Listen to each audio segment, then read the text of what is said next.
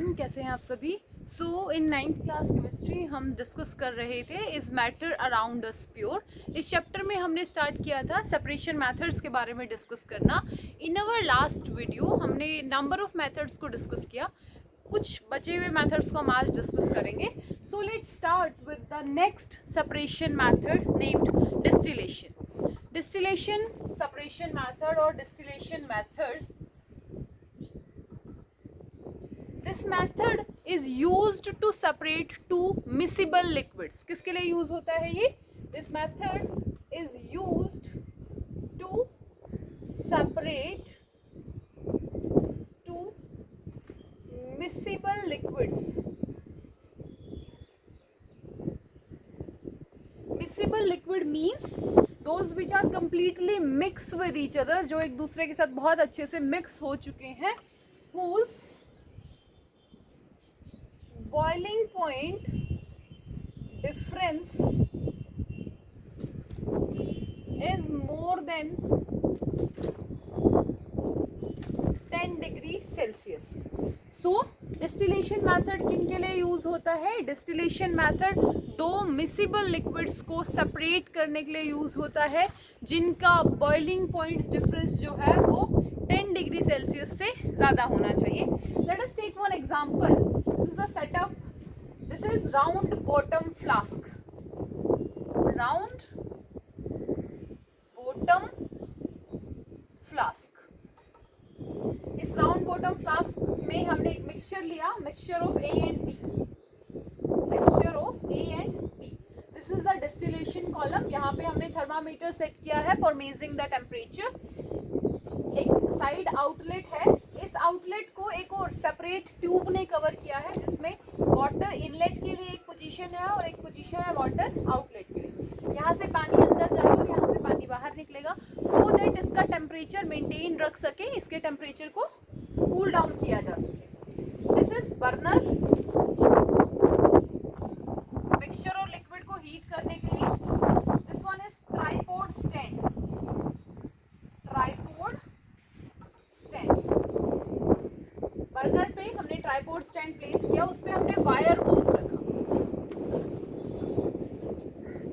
क्योंकि हम लैब में डायरेक्ट हीटिंग अवॉइड करते हैं। सो वायर गोज, उसके ऊपर राउंड बॉटम फ्लास्क। इस फ्लास्क में हमने एक मिक्सचर लिया, उस मिक्सचर को हमने एक सेटअप के साथ अटैच किया है। Now what happen, let us suppose boiling point of A is 50 degree Celsius and boiling point of B is 120 degree Celsius। एक का बॉइलिंग पॉइंट 50 डिग्री सेल्सियस है और दूसरे का बॉइलिंग पॉइंट 120 डिग्री सेल्सियस है।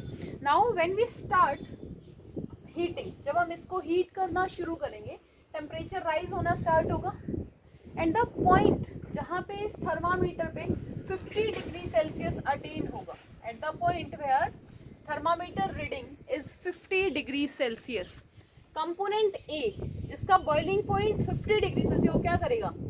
A converted into vapors। अगर उसका boiling point आ गया, boiling point क्या होता है? एक ऐसा टेम्परेचर जहाँ पे लिक्विड जो है वो वेपर फॉर्म में कन्वर्ट होना स्टार्ट कर देता है। सो 50 डिग्री सेल्सियस पे A इस मिक्सचर में से किस में कन्वर्ट होने लग गया? वेपर्स में।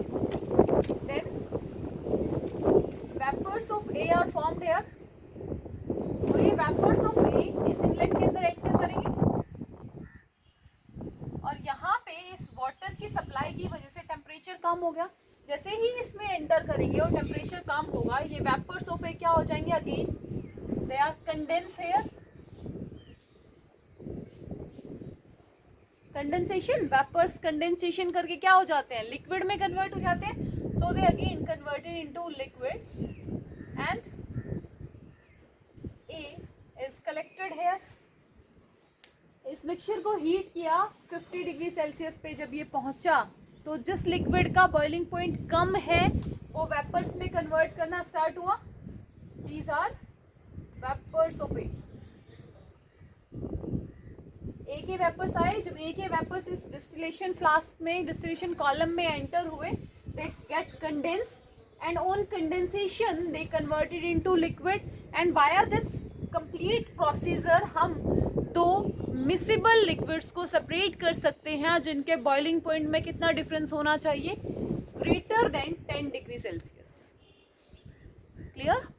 जिनके बॉइलिंग पॉइंट में 10 डिग्री सेल्सियस से ज़्यादा बॉइलिंग पॉइंट का डिफरेंस होगा उनको हम डिस्टिलेशन मेथड से सेपरेट आउट कर सकते हैं। नोट कीजिए इसको, फिर हम नेक्स्ट मेथड डिस्कस करेंगे।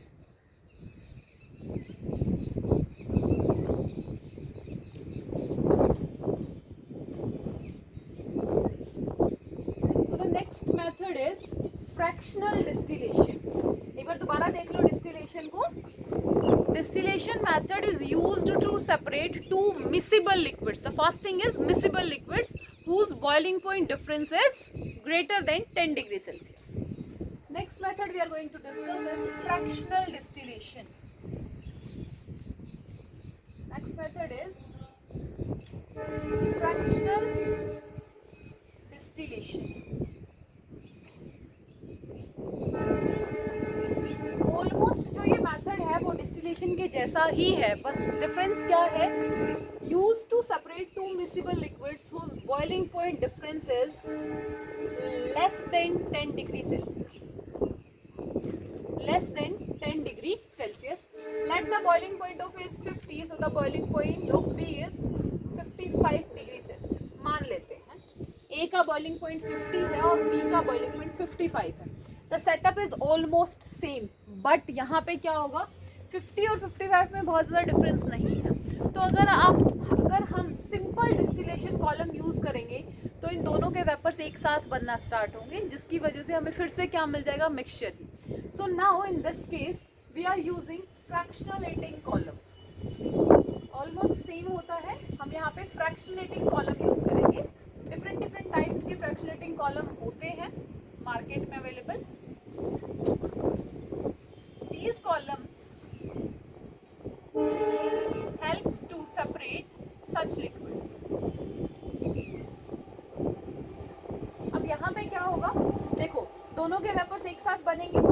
हीट हम यहाँ से कर रहे हैं, जिसका 50 डिग्री सेल्सियस है वो भी वेपर्स में जाएगा और थोड़े टाइम बाद 55 वाला भी वेपर्स में कन्वर्ट होने लग जाएगा। इस पॉइंट पे रीच करते करते धीरे धीरे क्या होगा, हम मेंटेन करके बैठे हैं टेम्परेचर को 50, तो 55 वाला इनिशियली थोड़ा बहुत टेम्परेचर राइज होने की वजह से वेपर्स में कन्वर्ट होगा, but after some time B converted into liquid. B यहीं पे एज अ लिक्विड रुक जाएगा और ए जो है वो कंटिन्यूअसली वेपर्स की फॉर्म में ऊपर जाता रहेगा। बी यहीं पे as a liquid, B condense हो गया यहाँ पे, क्योंकि थोड़ा सा ऊपर जाते ही टेम्परेचर कम हो गया। यहाँ पे मान लीजिए आपको 55 मेंटेन हुआ, बट जब आप यहाँ से थोड़ा सा ऊपर जाएंगे 55 से नीचे जाएगा टेम्परेचर। जैसे ही 55 से टेम्परेचर नीचे जाएगा हमारा जो लिक्विड है वो क्या हो जाएगा, कंडेंस हो जाएगा। सो द नेक्स्ट कंपोनेंट ए जो है वो कंटिन्यूअसली वेपर्स में कन्वर्ट होता रहेगा and at the peak point A जो है वो किस में कन्वर्ट हो जाएगा, on condensation it converts into liquid, और by this process we are able to separate A and B. The whole process is almost same. क्या करना है हमें यहाँ पे, वही दो लिक्विड लेने हैं। The liquid must be miscible with each other, A and B. Boiling point of A is 50 degree Celsius and boiling point of B is 55 degree Celsius. Again हम उसको heat करेंगे. This time we are not using a simple distillation flask. We are using fractionating column. We are using fractionating column हम यहाँ पे use कर रहे हैं।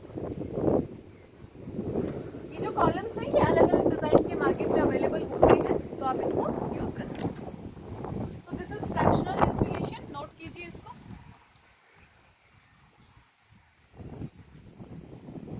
The next method we discuss is centrifugation.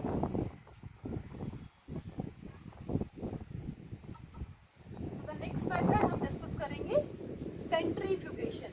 The only difference between distillation and fractional distillation is, distillation में जो दो miscible liquids थे उनके बॉइलिंग पॉइंट का difference greater than 10 degree Celsius होना चाहिए, और फ्रैक्शनल डिस्टिलेशन में उनके बॉइलिंग पॉइंट का difference less than 10 degree Celsius होना चाहिए। The liquid must be miscible with each other, the liquid must be miscible with each other.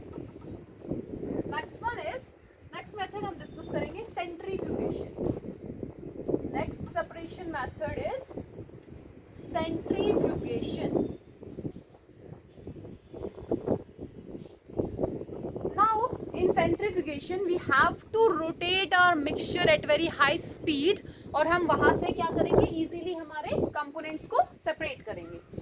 So centrifugation क्या है, मिक्सचर को हाई स्पीड पे रोटेट करके उसके कंपोनेंट्स को अलग कर लेना सेंट्रीफ्यूगेशन कहलाता है. देखिए definition, mixture rotates at very high speed, mixture rotates at very high speed in centrifuge. Is the name of centrifugation machine. वहाँ पे हम उसको प्लेस करेंगे, उसको हाई स्पीड से रोटेट करेंगे. Denser particles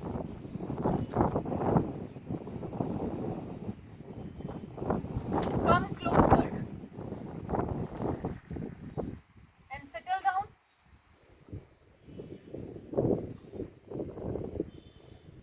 Denser particles come closer and settle down, and we can easily separate them. So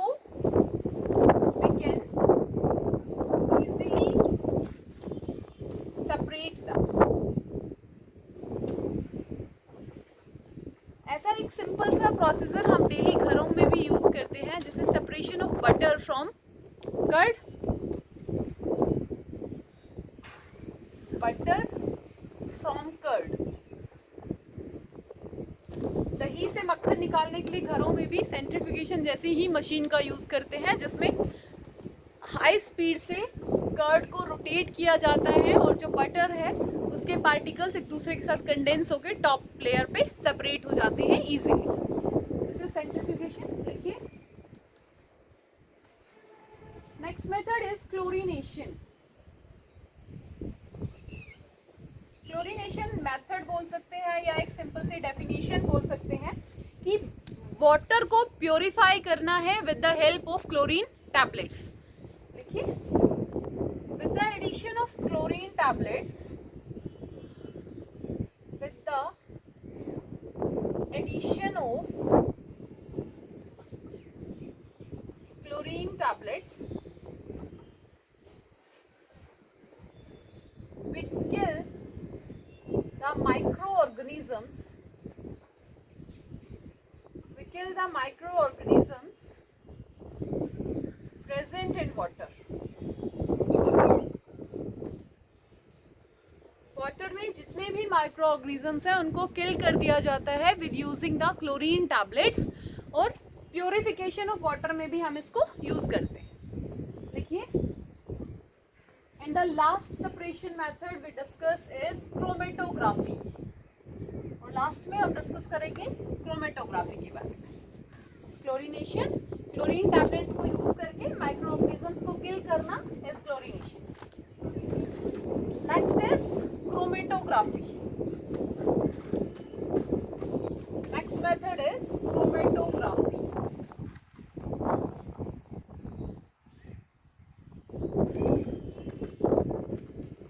Simply this method is used to separate the color components या color texture.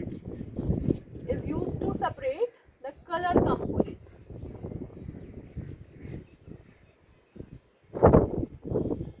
सबसे पहले इस method को separate किया गया था कि किसी भी डाई के अंदर, कलर डाई के अंदर कितने सेपरेट कलर्स को मिक्स किया गया है.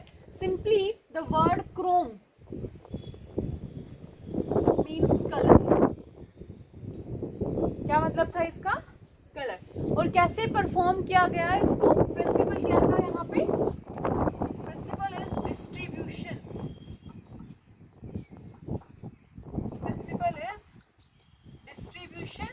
or we can call this principle adsorption. हम इसको distribution भी बोल सकते हैं और adsorption भी बोल सकते हैं. In this method, we are taking one strip of filter paper. Strip of paper. और मान लीजिए हम एक black dye को separate करना चाहते हैं. The strip of filter paper को हमने हैंग कर दिया एक बीकर के अंदर.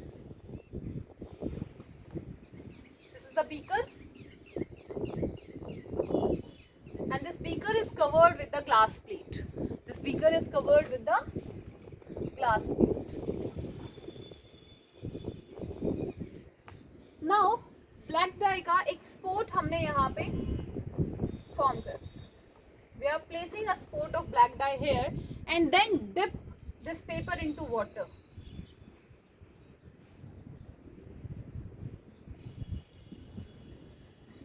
हमने क्या dye कर दिया, क्या कर दिया इस पे?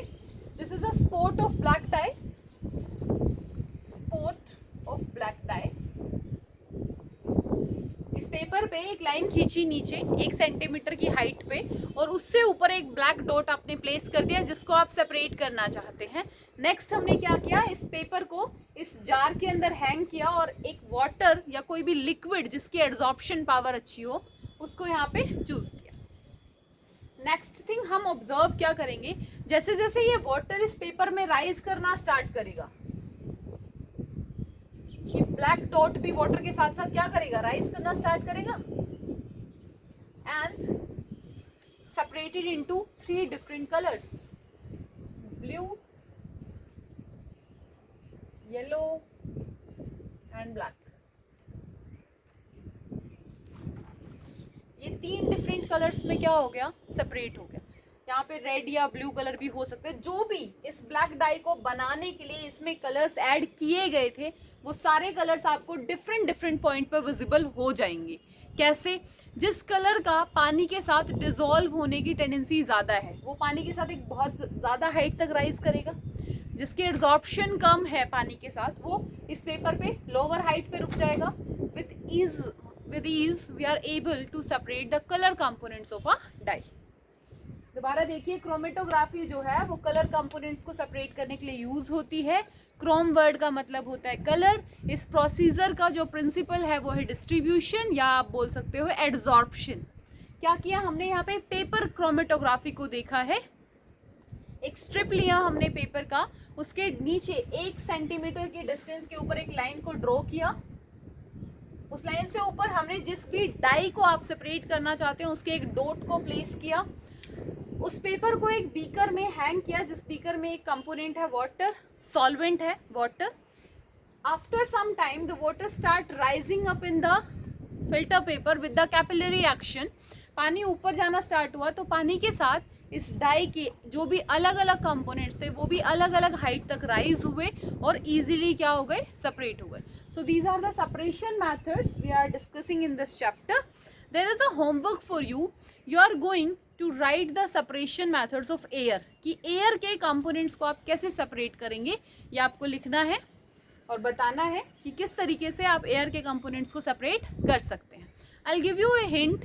एयर को हमने कूल डाउन किया, सबसे पहले water as a ice separate हो जाएगा. उसको और ज़्यादा कूल डाउन करेंगे जब आप अराउंड -78.6 डिग्री सेल्सियस पे, तो CO2 in the form of dry ice separate हो जाएगा. नेक्स्ट आपके पास कंपोनेंट बचेंगे, कुछ नोबल गैसेस हैं वो भी सेपरेट आउट हो जाएंगी. हीलियम, ऑक्सीजन एंड नाइट्रोजन, उनको आप फ्रैक्शनल डिस्टिलेशन से सेपरेट करेंगे. सो ये पूरा प्रोसीजर आपको लिखना है. नेक्स्ट पॉइंट है इस चैप्टर में हमारे पास फिजिकल एंड केमिकल चेंजेस. लिखिए इसको.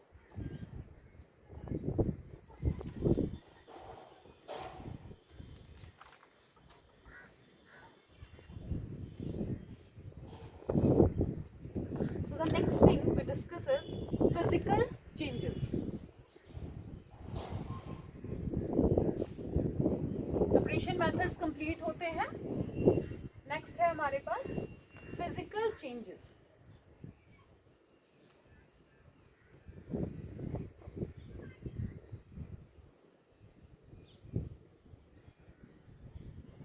सिंपली फिजिकल चेंजेस का नाम रिप्रेजेंट कर रहा है ऐसे चेंजेस जिनमें सिर्फ फिजिकल प्रॉपर्टीज चेंज हो, केमिकल कंपोजिशन चेंज ना हो. सो लिखिए फिजिकल प्रॉपर्टीज में ए change in which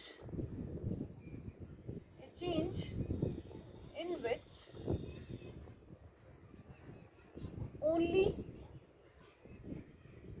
physical properties changed. एक ऐसा चेंज जिसमें सिर्फ प्रॉपर्टीज का चेंज हुआ हो, कोई केमिकल कंपोजिशन चेंज ना हुई हो। सिंपल सा एग्जांपल है evaporation of liquid, evaporation of water. अब इस चेंज में क्या हुआ, वाटर ने अपनी फिजिकल स्टेट चेंज कर दी and water is changed into water vapours. Water किस में चेंज हो गया, वाटर वेपर्स में। So simply physical changes are reversible. Physical changes कैसे हैं, रिवर्सिबल है। मान लीजिए here is a rubber band और इस रबर बैंड पे आपने फोर्स अप्लाई किया और इसकी शेप को ऐसे कर चेंज कर दिया। जब तक आप उस पर वो फोर्स अप्लाई करके रखेंगे उसकी शेप डिफॉर्म होगी।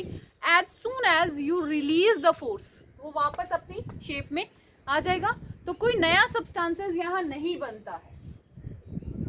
No new substance is form.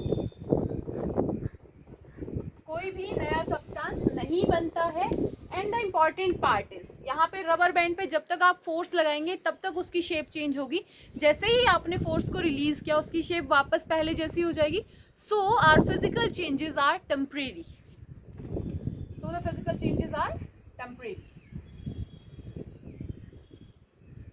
Clear है? Next one is chemical changes. Physical changes में सिर्फ फिजिकल प्रॉपर्टीज बदली, केमिकल कंपोजिशन चेंज नहीं हुई। यहाँ पे कोई नया सब्सटेंस फॉर्म नहीं हुआ। आप इनको रिवर्स कर सकते हैं इजीली। क्लियर?